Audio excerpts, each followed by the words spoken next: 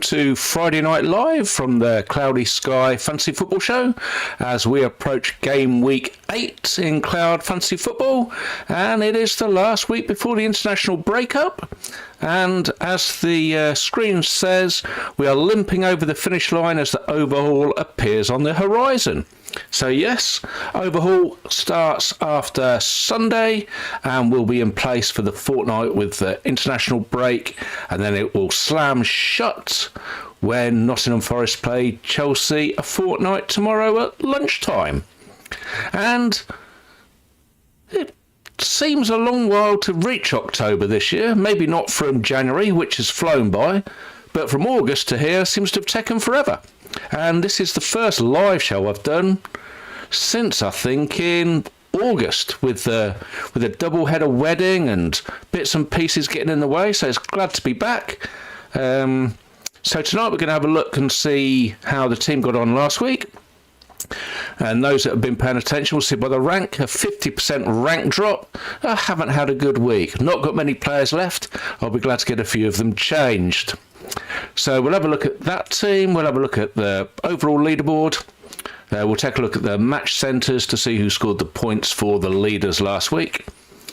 Going to have a quick look at some stats. Not going to go into too much detail because next week I'm going to have a stats-laden heavy show in the international break, so we can have a look at everything before Friday, a fortnight today. We're going to do the live show again, ready for the overhaul team. So next week will be stats-laden.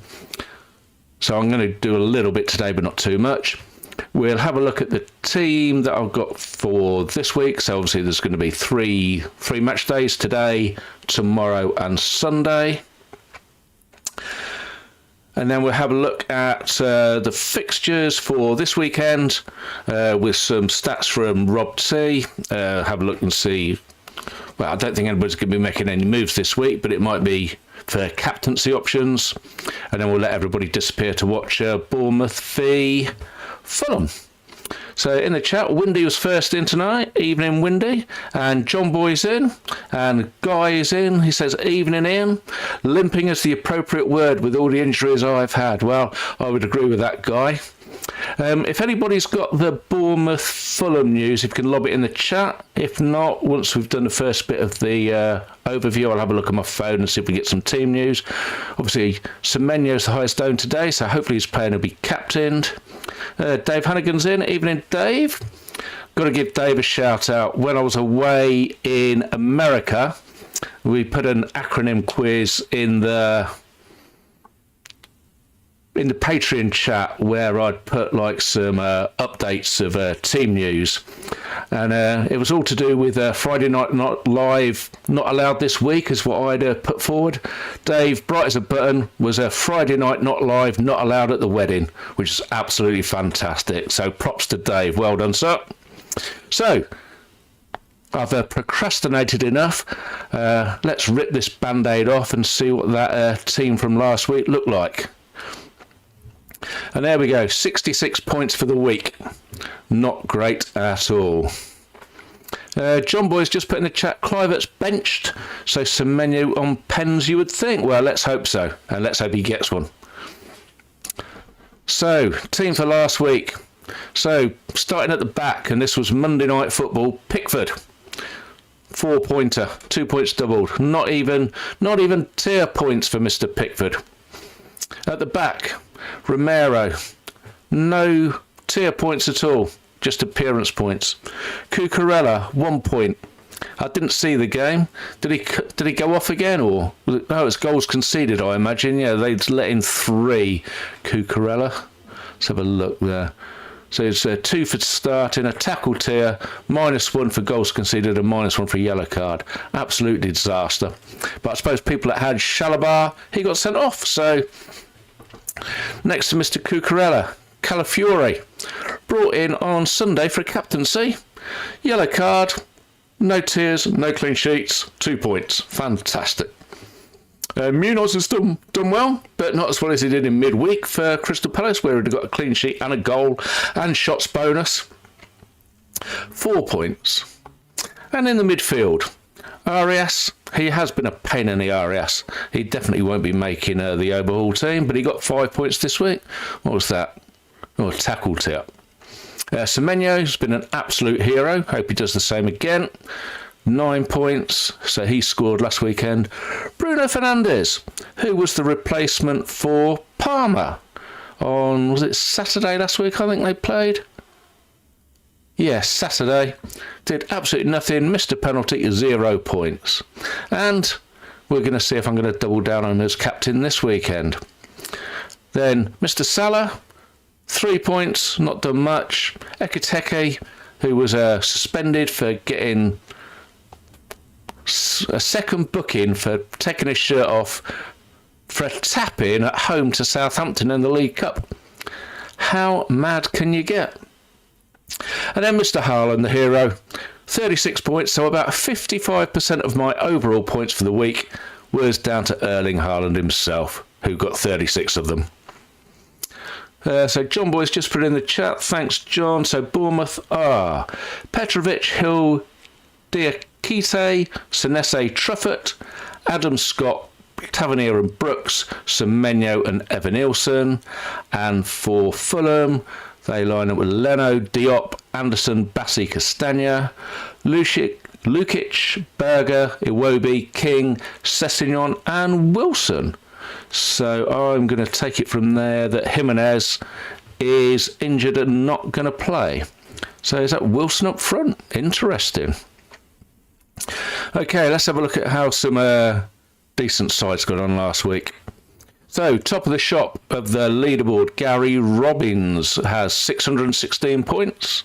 Duncan Bailey in second, 605. Colin Wilson in third, 592. A big drop then in fourth to John Jacobs, 552.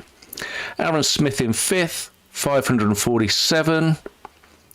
Jake in sixth, 537. Owen Morn in seventh, 535. Alex in eighth, 533. Martin Brown in ninth, 529. And rounding out the top 10 is Tom with 528.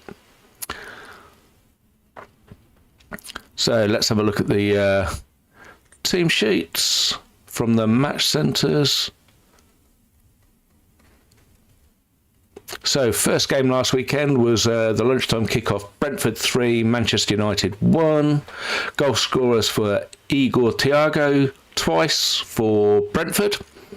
And Matthias Jensen, I think it's Matthias anyway. For Manchester United was Sesko.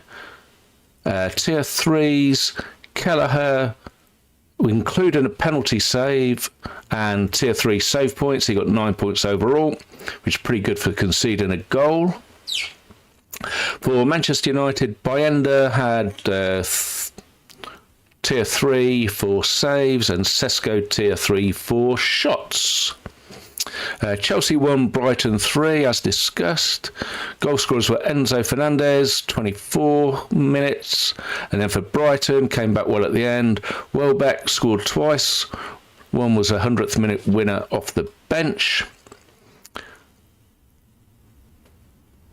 The other scorer was De Kuyper, who was in quite a few teams at the start of the season. I think he's been let go a bit. How many did De Kuyper get there? Oh, he came off the bench. It's only a 9-pointer.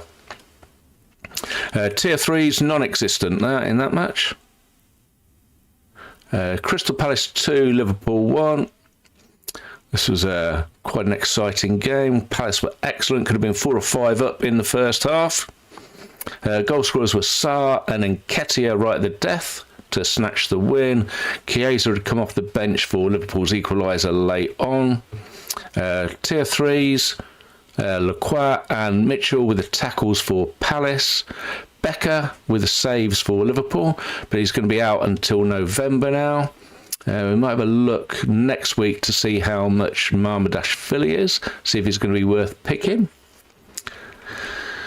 We had Van Dijk and Konate both with tier 3 passes. They were well into the 90s there, both of them.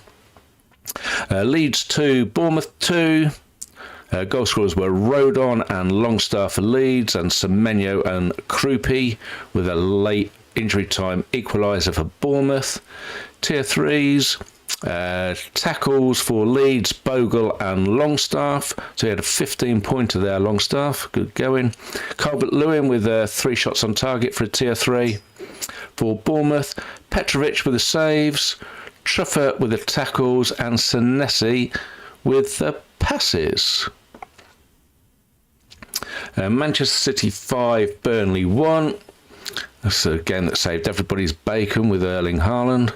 So 2 own goals for Esteve, Matheus Nunes, and then 2 injury time goals for Haaland. For Burnley, Anthony, 38th minute goal. I think it's his 3rd of the season.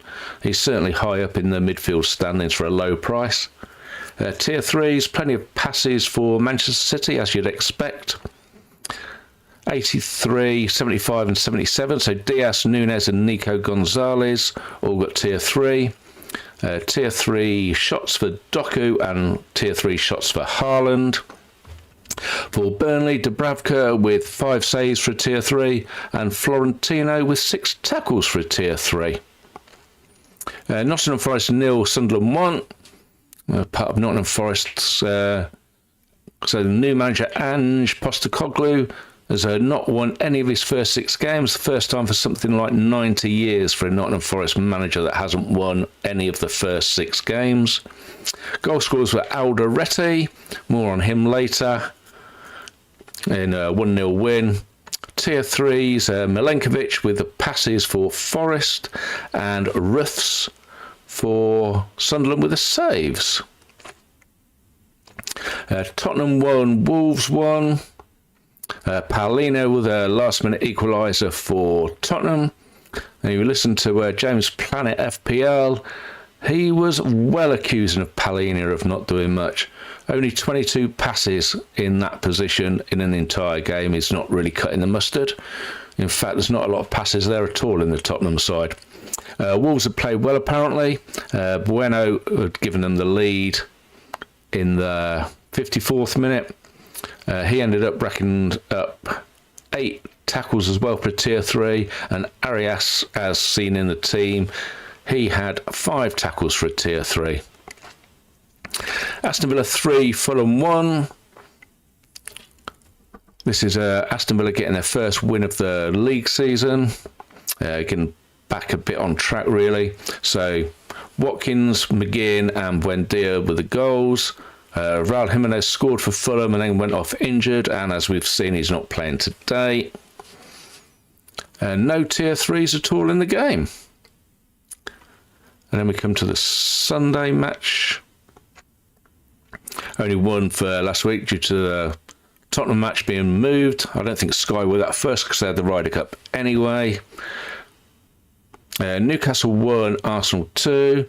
So Walter Mady scored for Newcastle in the first half. Then Arsenal came back late with Marino and right at the death with Gabriel. Anybody that took a punt on Gabriel for last week did well, unlike those that went with Calafiori like myself. And those that went with Saliba, there was a few. He was benched, so didn't get many points at all.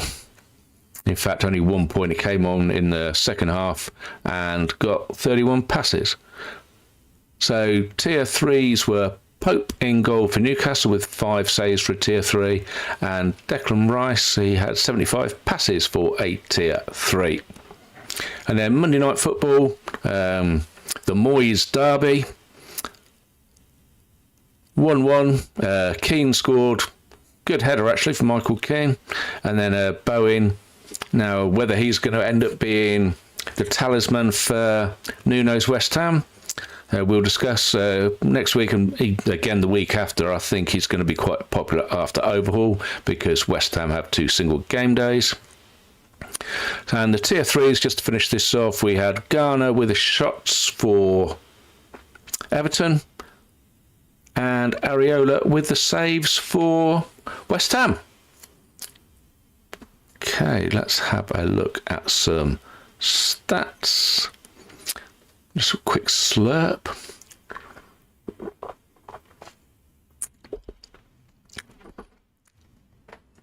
So, top of the shop for points.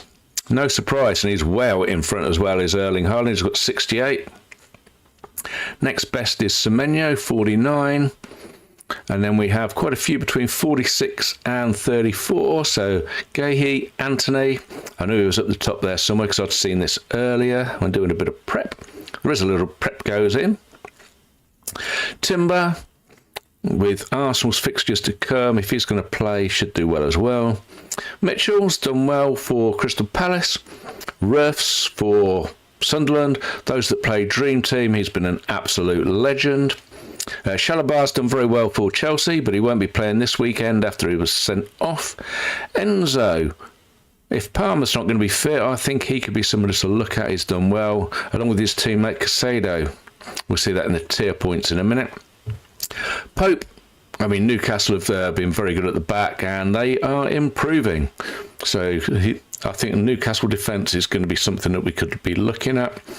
Difficult to know how Livramento's injury is going to affect the team, and obviously they're in the Champions League as well. Gabriel up to 39 points with his 11-pointer last week. Romero sort of flat to deceive a bit.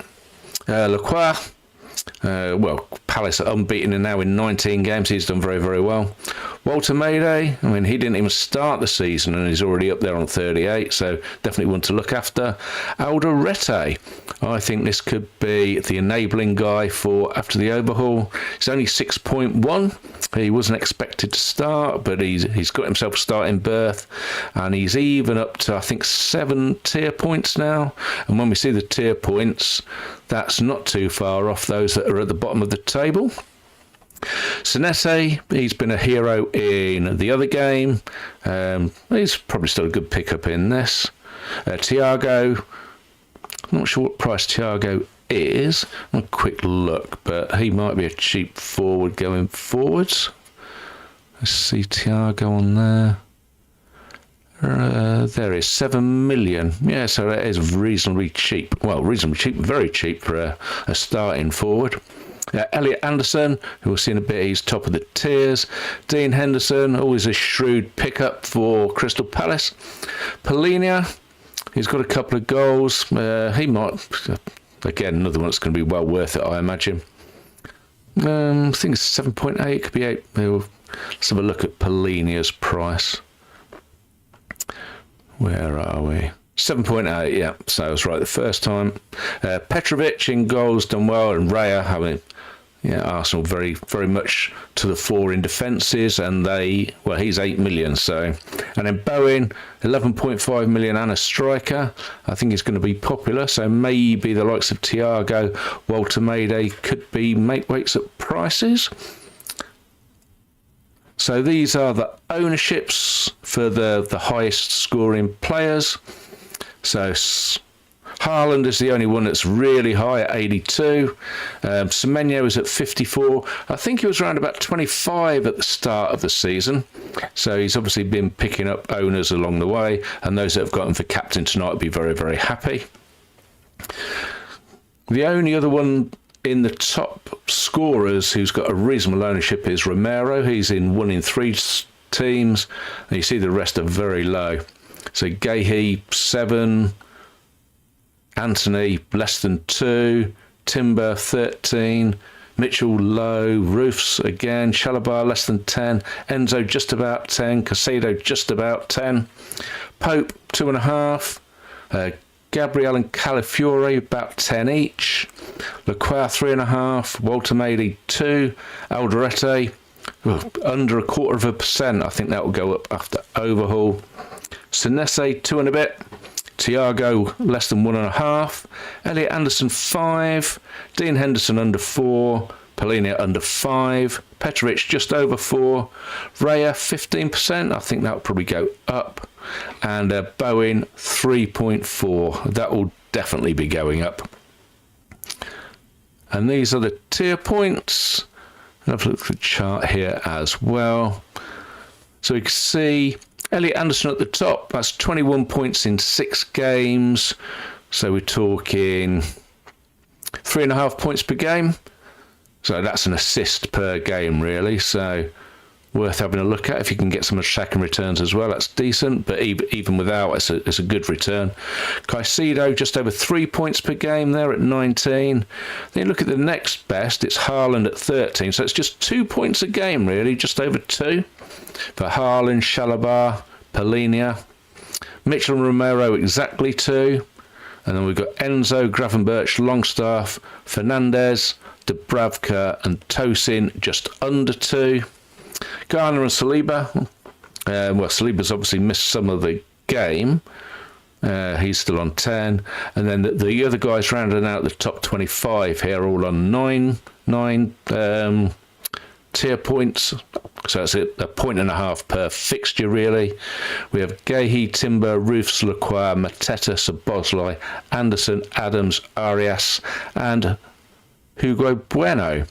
And as I said, Alderete, I think, is on 7 tier points, and he's dirt cheap at 6.1. Could be going into a few overhauled teams, I think, as the cheap enabler, especially as he's a defender, so you could play 5-3-2 or 4-4-5-1 or 4-4-2, 4-3-3, still get that player in.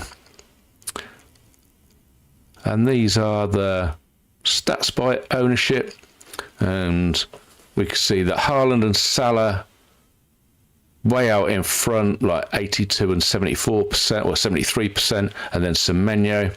Next best is João Pedro, who has been pulled out of the Brazilian squad. He's been sent off in the Champions League, so you would expect that he's going to start the league games. But these guys are all under 40% owned. You see the 25th there is 10% at Enzo. We'll just have a look at a few of the spikes. We're going to do this in a bit more detail next week. So Pickford outperforming his ownership there. And then we see the likes of Timber and Calafiore and Enzo. Maybe a bit of Raya as well. So let's have a look at the team. And we can see here. So last week, Fernandes was brought in. I think I've probably hidden who that's. It was Palmer that left on Saturday. So Fernandes came in and we had Haaland captain, so at least we had some points.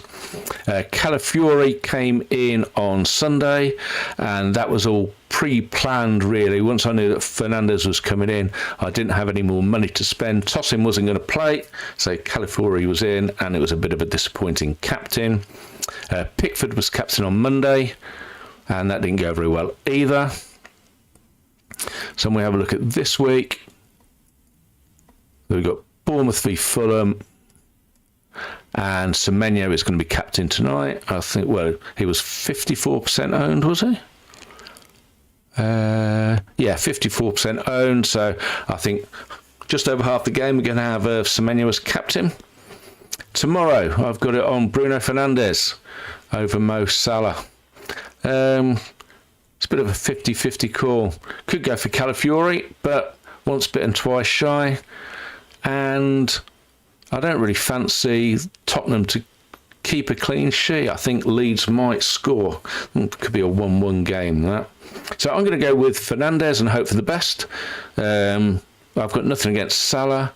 I think he'll play. Well, he's almost certain to play. I think Ekitike might be injured. I think it could be Gakpo, Isak and Salah. No guarantee that Salah's going to get the points, though. Let's see what happens. But I think, yeah, Bruno for me, I think tomorrow. And they are, 3 o'clock kickoff, Arsenal and Man United, and then Chelsea, Liverpool on the TV at 5:30. So decent afternoon of football tomorrow. Leeds v Tottenham could be a good game as well. You do need to like a bit of TNT coverage, though, to put up with that. I was really impressed with the Champions League coverage on Tuesday with Amazon. By far the best coverage that anybody puts out for English football these days, I think. Sunday, it's going to be Haaland. Guy's on fire. Scored another brace in the midweek in the Champions League. Great headed goal as well. And the finish for the first goal, I think it was the first goal, where he just clipped it with his foot over the keeper, was fantastic. Other options, those that have gone for Villa, I mean, yeah, they're back, but they did play away in the Champions League on Thursday. Champions League, Europa League on Thursday. Everton Palace going to be tight, I think. Newcastle Forest. Newcastle probably get the better of them. Wolves v Brighton. This was the game picked by Sky, and now it's available for everybody to watch on Sky Mix.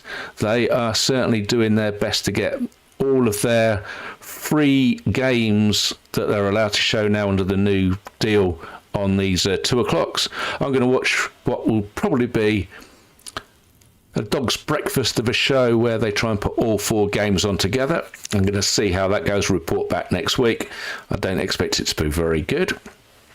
And then Brentford v Man City before we all disappear on international break. I'll just have a quick look at got some graphics here from Rob T. Does a lot of great work in the community. These are projected goals and clean sheet odds. He does this for Solio, and this is based from handicap markets and tools, adjusted for clean margins.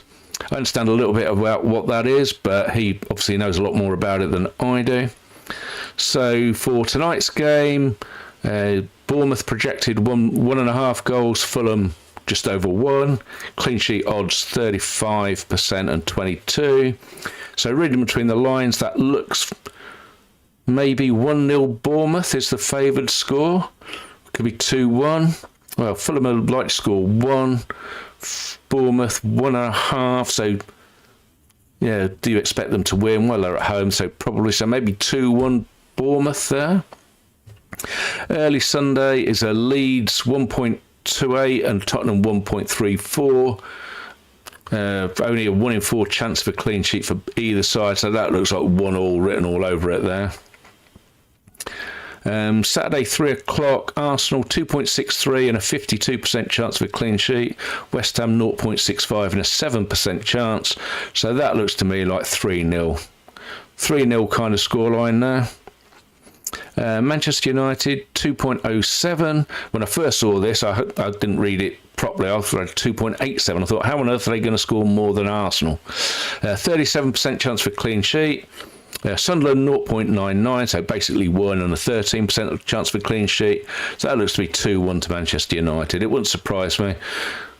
I've been told by a few people that United are playing better than what their results suggest. So, and Sunderland have definitely got better results than I would have thought. So we'll see how that goes.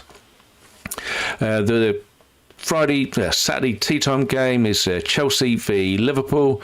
Chelsea 1.5, Liverpool 1.7. So if you think Liverpool are going to win, maybe 2-1. I imagine both teams to score is probably fairly short odds in that game. Less than 20% and just over 20% of chance of a clean sheet. So yeah, I'll go with 2-1 Liverpool maybe. Sunday games, Aston Villa 1.75 and a 42% chance. Burnley 0.86. Yeah, so it probably rings about right. Villa are into a bit of form now. Buendia seems to be on the attacking sheets. So maybe 2-0 for Villa. Those that have got Watkins, hopefully they'll get something out of him. Wolves v Brighton, 1.16 and 1.57. So it looks like Brighton slightly favoured. 21 and 31% chance for a clean sheet. I think probably Brighton maybe, 2-1 win maybe. Everton 1.28 and Palace 1.14. Again, a third and less than a third chance of a clean sheet. So 1-1 looks about right there. I think I read somewhere that Everton haven't beaten Palace for something like 20 years. I've probably not been in the league all that time. I might have misheard that as well. Nottingham Forest visit Newcastle again, so they're a day short on rest, having played Thursday, Newcastle Wednesday. Newcastle 1.94, Forest 1.02. That looks like 2-1, doesn't it, really? I think that Newcastle might keep Forest out. I'll go for a 2-0 there. I think those that have got a Newcastle defence might do okay. I think there might be a few with Pope in goal. And then the last game, Brentford 1.13, Manchester City 2, so that looks like 2-1, doesn't it, based on nothing more than that. 13% chance for clean sheet for Brentford, 32% chance for Man City, so I think 2-1. Haaland, yeah, maybe you'll turn it into 3-1, we will see. So there we go. Just catch up with bits in the chat. So Dave Hannigan Yeah, all good. Yeah, Sparta's in, all right, all. Spartans, John Boy in channel is inner Keith Floyd with taking a little slurp. However, you can't give abuse to the cameraman or producer, but lucky enough to have either, mate, to be fair.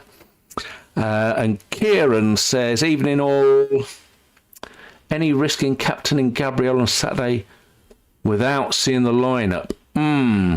Well, he's been in training. Arteta was very non-committal by all accounts.